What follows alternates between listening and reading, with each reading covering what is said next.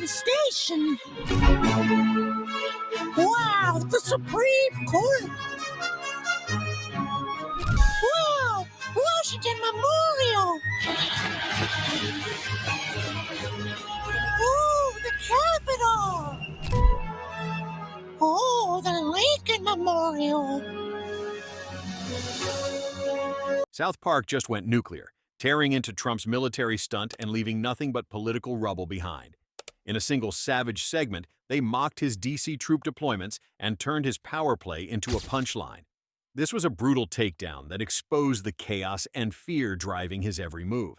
That was the South Park character Towley heading to Washington, D.C. and seeing what it's devolved into under Trump, a militarized monument to a wannabe autocrat. Towley cruising through Washington, D.C. should be nothing but dumb fun. A high towel cracking jokes about monuments, right? Nope. South Park took that goofy setup and turned it into a straight-up roast of American politics. Instead of cherry blossoms and tourists, Towley's pointing at tanks, troops, and a Capitol that looks like it's prepping for World War III. And then the punchline, Trump's tiny ego.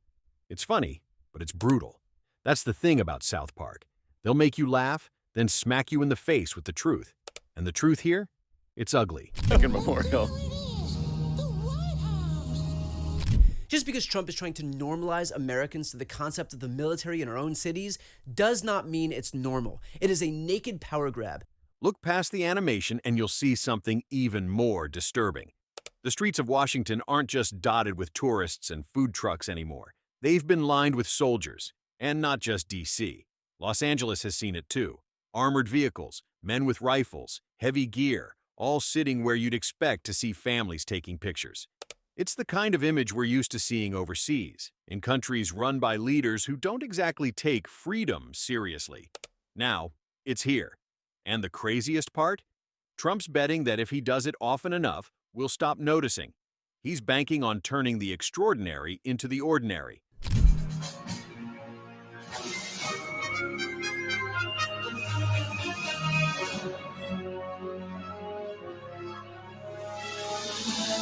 And that's the real story South Park is skewering. This isn't random. This isn't some bored president trying to look tough. There's a strategy here, and it's as cynical as it is obvious. First, normalization. Keep showing troops on the streets until Americans barely blink. The second is that by virtue of doing this, he knows that there are going to be legal challenges to it, and he wants to win those legal challenges and establish some type of legal precedent for himself. Yes, legal warfare is Trump's plan because every deployment sparks lawsuits, and those lawsuits set the stage for court battles Trump wants to win now. So later, when the stakes are sky high, he can point to those wins. Third is that he wants to ultimately keep these people in place in some capacity as we do head toward 2026, because as we've spoken about numerous times, he doesn't have any pushback in the DOJ. If he wants to. And the third? It's pure muscle. Election muscle. The kind that makes voters think twice when they see uniforms and guns near polling places. The kind that says certain neighborhoods might suddenly face security measures when the ballots matter most. Well, now he can get us kind of normalized to this idea that troops are going to be patrolling the cities. Already done it in Washington, D.C., already done it in Los Angeles. And so every time it happens, people become a little bit more kind of desensitized to what's happening. In terms of what he hopes to get out of it, I think it is that he does plan on having both federal law enforcement and guard and perhaps active military on the streets. Here's the thing. You don't move troops into cities unless you're planning something. You don't keep pushing legal fights unless you want precedent on your side. And you definitely don't need this kind of muscle if you're confident in your popularity. The data backs it up. Trump now has a dismal 38% approval rating according to Pew. Is that still too high? Absolutely. But does it reflect a precipitous drop since the beginning of his term? Pew's numbers have Trump sitting at a bleak 38% approval rating. That's not strength. That's panic. And panic is exactly what South Park is laughing at.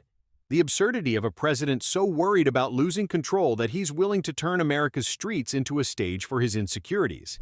These moves that Trump is taking, while dangerous, are a reflection on Trump's weakness, not his strength. If you are coming from a position of strength, you don't need to weaponize the U.S. military. You don't need to extort law firms and universities and media outlets.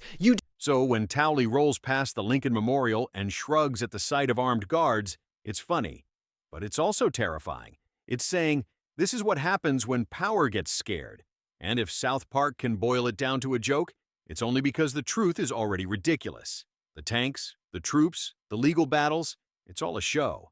But it's a dangerous one, because the more we get used to the sight of soldiers under Trump's orders, the less we see it as the alarm bell it really is. Angeles. And I think that Donald Trump wanted to provoke that legal apparatus to give him clearance to then, if he wins, to do this elsewhere. If he loses, to regroup and figure out what different authority to use elsewhere. And have enough time. Let's be real.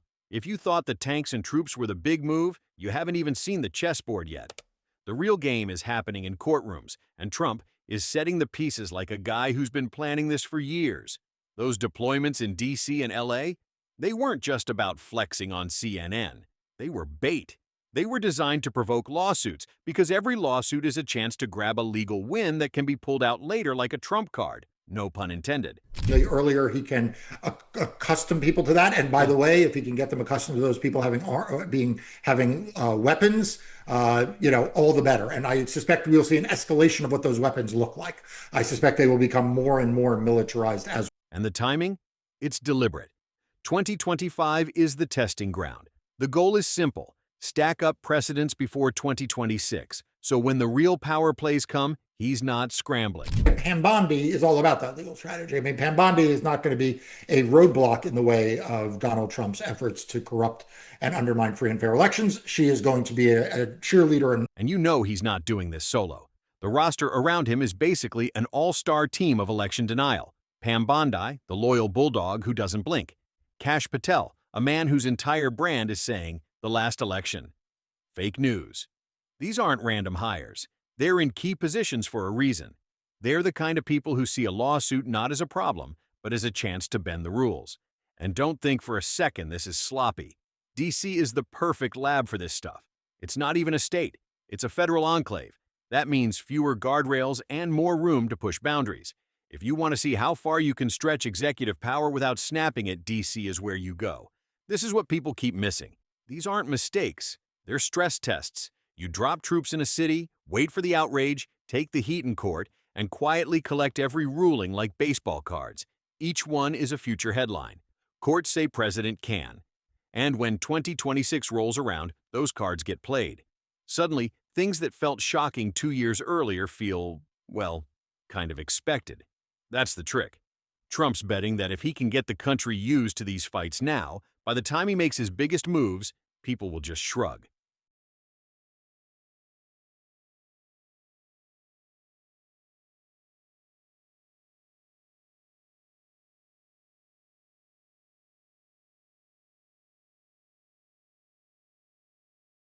And what's that big move?